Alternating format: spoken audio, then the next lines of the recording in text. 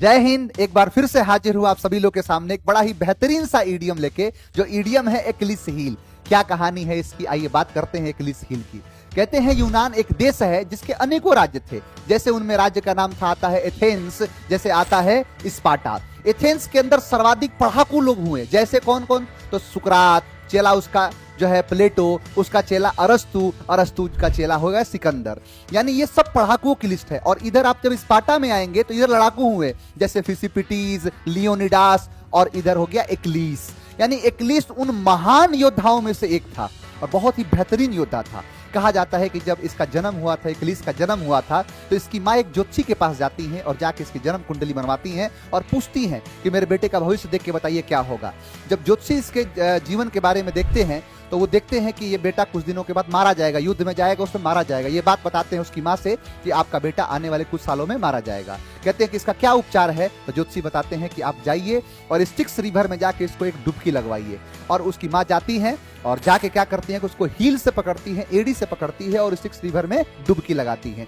उसका पूरा शरीर पर पानी आता है, पूरा शरीर जो है जलमग्न होता है, लेकिन हाथ जैसे कि हील को पकड़ा हुआ था तो वो डूब नहीं पाता है। जिसका प्रभाव ये होता है कि उसका पूरा शरीर लोहे का हो जाता है, परंतु उसका जो हील है, जिसका जो एड़ी है, वो वैसे का वैसे ही रह जाता है।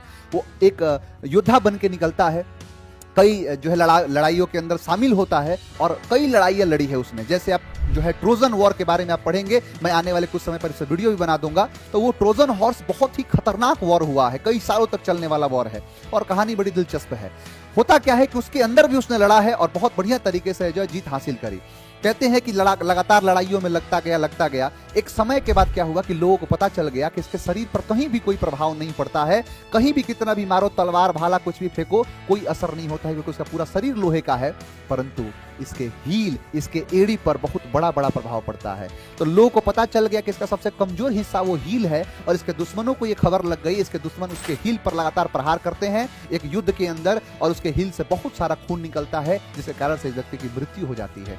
और यहीं से एक ईडियम अपना लिया जाता है, एक्लिस का हील, यानी एक्लिस हील, जिसका मतलब होता है कि उसका सबसे कमजोर हिस्सा या सबसे कमजोर पॉइंट। किसी भी व्यक्ति का अगर कोई भी कमजोरी है, कमजोरी कोई पॉइंट है, उसको हम कह सकते हैं कि ये इसका एक्लिस हील है। जैसे किसी देश का एक्लिस हील है, किसी राज्य का एक्लिस हील है, यानी वो कमजोर हिस्सा है, कमजोर पहलू है।